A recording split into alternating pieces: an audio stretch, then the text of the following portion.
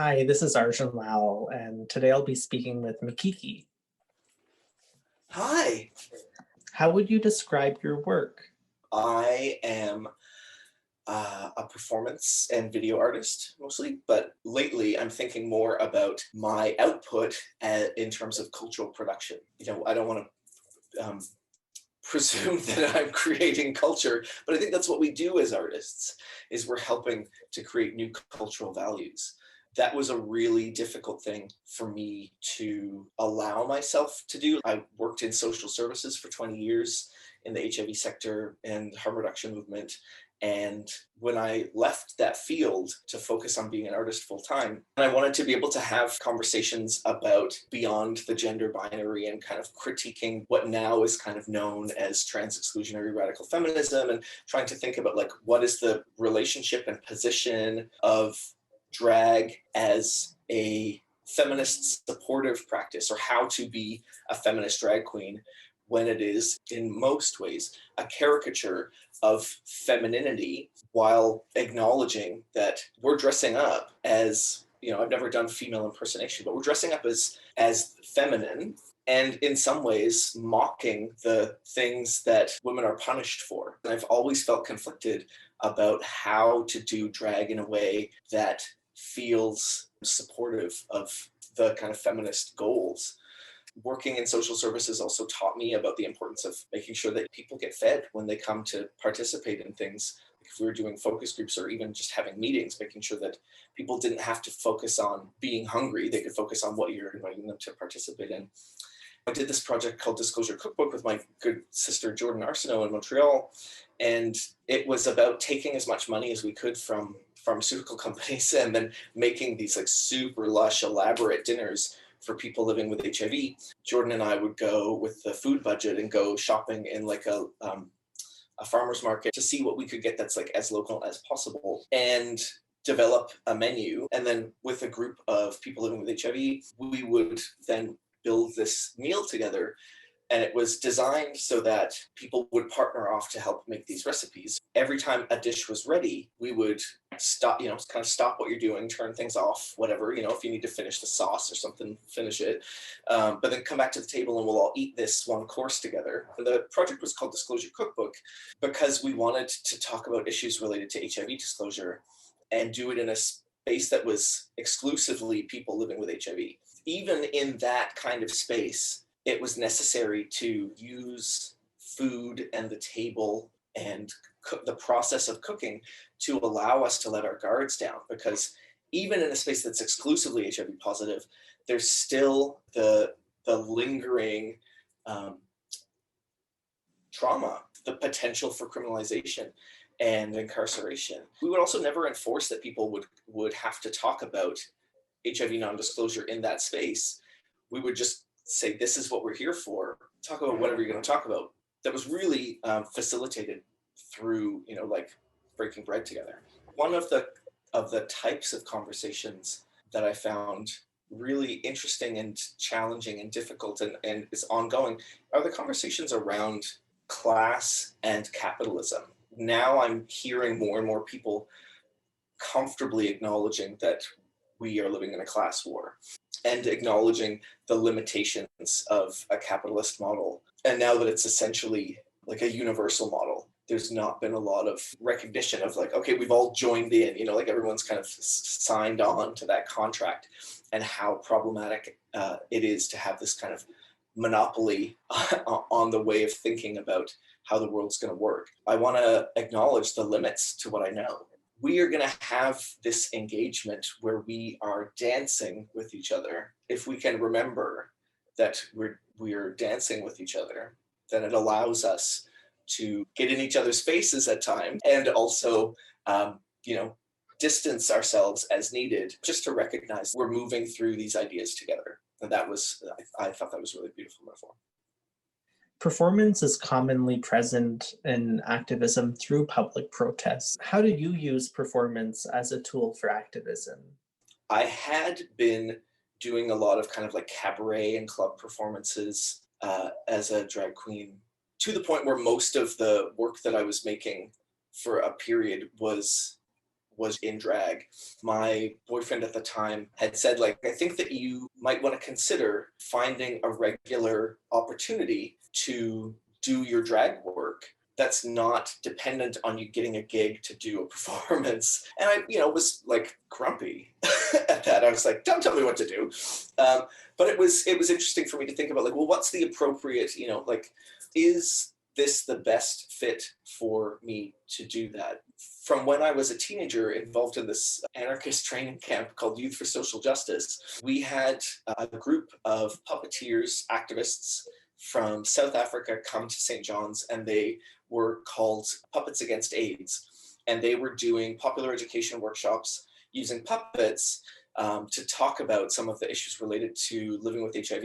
While I wasn't interested in puppets, I think about how that works for drag. Like, I get to say all of these things, and it's not that I'm not held to account for what I say, it's that it gives me an opportunity, or like a freedom to be able to take on these topics that I feel like are sometimes too difficult to do, in a way to engage people around the seriousness and weightiness of it. Drag kind of brings a levity to a conversation where you can talk about, basically, roast beef is just me talking about my trauma and capitalism. I found this video chat group that was based in India. It was very sexy, but it was mostly a bunch of like straight guys. So I would log into this website. I wouldn't have a camera or something. I mean, I did that at first, but then I realized that everyone here is straight, and this might not be as fun as I thought it would be. I would just sign in a name that would be like this, all the keys, and pretend to be like someone else. Sometimes people would ask me, like, can you show your boobs? But they would spell it Bobs, and they would say vagine, like sort of like vagina with an E at the end. I just felt inspired. What a beautiful word. I feel like it just rolls off the tongue. Oh, it's a delicious word. Also, rosacea. I think it's such a beautiful word. Then I started going onto this website as vagine. The power that you were able to amass and accumulate yourself as this other form of yourself. I remember reading Kate Bornstein's My Gender Workbook, was like a present that a friend gave to me when I graduated NASCAD. I remember Kate Bornstein kind of writing about the transformative potential of the internet, where you could try on different identities. That was a really important part of my process as well. I wanted to hear a little bit more about Disclosure Cookbook. When I think of a cookbook, I think of a book.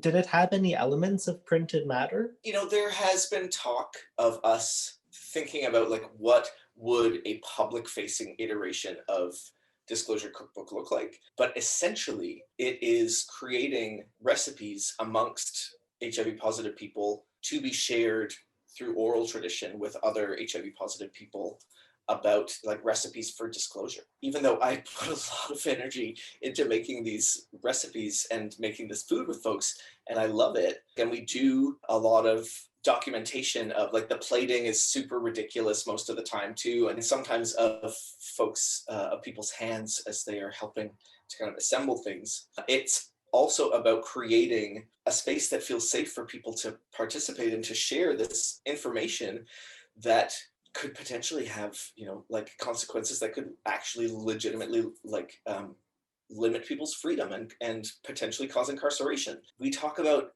moments of non-disclosure. We talk about when it was too difficult for us, where we desired care and prioritized intimacy, or we're just afraid for our lives or afraid for our physical safety. Like, there's all kinds of moments and reasons why people aren't able to disclose all the time.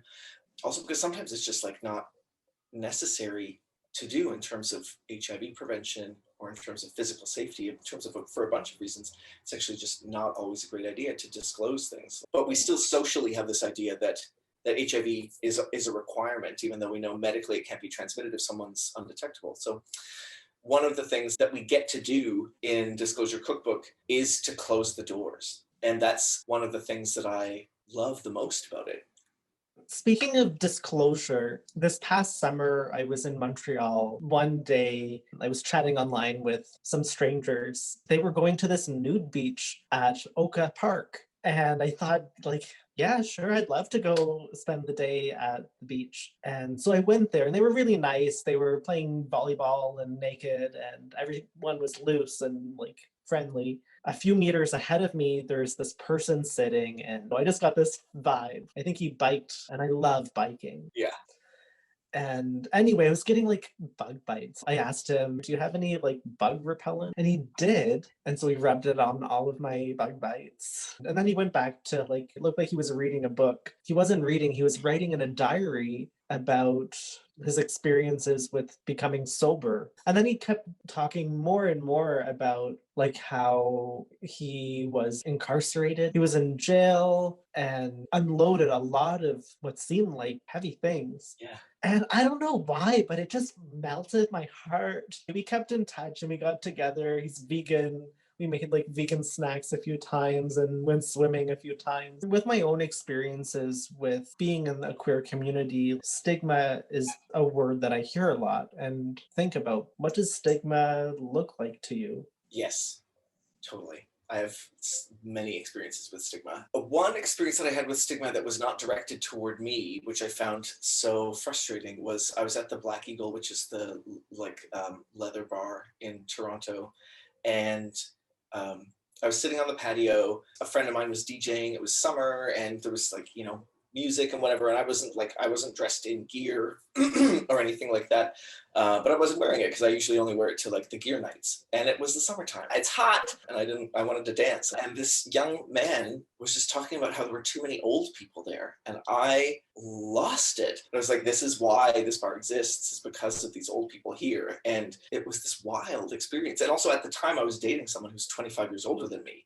So it's like I may look like a safe person to lay your ageism on, but I am absolutely not that person, And then I'll call my boyfriend over, who's at the time, who's this like delicious hunk of a person. She's an old queen and take up some space. One of the things that I loved about our relationship was that when we would go dancing together, he would just like lose himself in the music and would dance in this way that was like so much about his internal world that it was so apparent to anyone to see. Beautiful. Two kind of areas of stigma that have affected me the most are, now there's three, our HIV stigma, which I think we understand, we've talked about through this conversation. The other we've talked about a little, which is the insistence on hypermasculinity within gay male subcultures, and the stigma around being a drag practitioner. Like I've lost boyfriends. I hide my drag stuff when anonymous or random people are coming over that I haven't met before for like a sexual encounter, because I'm just tired because I've been taught that that's what I have to do. And I've had a lot of negative emotional interaction from other gay men around that. And one of the things that I love and causes me a significant amount of conflict is seeing younger queer people and LGBTQ2+ people experiment with drag and not have it be this weighted thing, or experiment with gender, just exploding gender in their daily lives. I remember I bought this beautiful flowing wrap dress from Value Village, and I put it on one day and like left the house, left the yard, and then was looked at by someone and seen. And I was unwilling to be seen in that way over and over again. And I recognize that it's like, this is the impact of transphobia and misogyny and transmisogyny and all of these things that I was not prepared and not strong enough in that moment to navigate. I did this augmented reality project where I made Instagram filters, kind of thinking about how drag has become a hobby and a potential side gig, where for a lot of us it is a drive and a desire and a required part of our identities, whether it starts off as a requirement or not. And I feel like that, like, some of that is about like trying to figure out what that conflict is within me. I have done a bunch of activism in relation to this. And this is the stuff that I should be excited about, but it's also like recognizing that there's a grieving that's happening for seeing people who are able to engage in the world in a way that I felt I was not allowed to. Trying to hold a space for that grief and not let it turn me into a crunchy, old, resentful grump. And I guess the third stigma is, and I don't know if this necessarily fits as a like experience of stigma, but I'm a sexual I'm a sexual assault survivor multiple times over, and I talk about it freely. It's a part of my work life. It's part of my artistic practice. It's part of my conversational world. And I find there has been within the kind of sexual cultures of gay men, specifically online app-based hookup culture, people use the language of sexual assault to refer to consensual, casual sex. I don't think it's actually stigma. I think that I'm just frustrated about a thing. You know, but how like some people are just like, oh, I want you to come over and rape me. How that language is used, I get that it's like creating a fantasy. Like I'm giving you permission to do X. I want you to come over and and be aggressive and be dominant and et cetera, et cetera. But if we use the language of sexual assault to talk about consensual sexual activity, then how do we talk about when sexual activity is non-consensual? I try to keep a really open mind. Yeah, you do. There's so many things to try, and I'm really open to other people's interests, but also meeting a stranger. Like if this was a one-off thing, I think I would be so scared. I've been in situations where people have asked me to participate in something that I felt was dangerous or harmful or degrading. And it kind of made me a little bit uncomfortable. Yeah. Like there are certain things like I couldn't go through. I mean, I recognize that not everyone likes their tea sweetened the same way, And I have been very adventurous and hopefully will continue to be very adventurous and exploratory. Like as a HIV epidemiologist once said, there's this group of people or this orientation or mindset is called sensation seeking. And I was like, oh, that's it. I'm a sensation seeker. I'm very motivated and drawn to new experiences and new sensations. I think that there's an interesting and I think important push me, pull you kind of discomfort that comes from engaging in and sexualizing the forbidden or the taboo. Eric Rofus is this great writer, and he talks about for gay men specifically, that so much of our desire has been constructed in response to what we are told that we are not allowed to exist. So our desire pushes even further against what is seen as like decent and or good. And I think that that's a really important conversation. I'm excited to hear you talk about the process of even mentally engaging in thinking about if someone makes an offer for me to participate in something like this. I want to be willing to give it my full consideration. This conversation also brings me back to like the Little Sisters wars in the 90s with like Canada Customs versus Little Sisters, bookstore in Vancouver, and about like Canada's obscenity laws. All of these queer BDSM magazines were being denied at the border because they were showcasing obscenity or whatever. It was like degrading, debasing, and dehumanizing. And it's like some of that is some of the best sex I've had. But it's about a willingness or unwillingness to engage. And one of the things that their premise or their like a hypothesis was premised upon was the idea that there's an inherent power imbalance between men and women in society, which there still is. But within queer relationships or relationality, that particular power imbalance is often erased or negated through having same gender lovers. Or not dissimilar gender lovers, maybe. I feel like I've taken us down a little rabbit hole. Where do you find joy? I find joy in remembering to breathe deeply. I find joy in seeing someone put the first bite of food that I've prepared for them in their mouth. I find joy in eating anything. I find joy in anonymous gay sex. I find joy in any form of queer sexuality that I get to participate in.